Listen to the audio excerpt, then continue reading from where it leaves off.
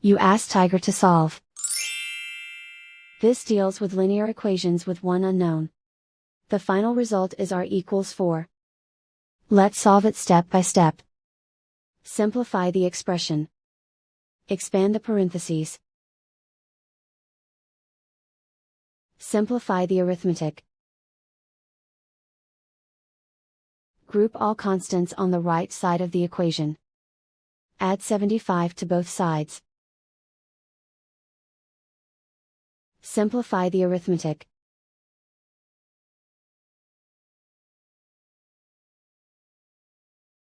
Isolate the r.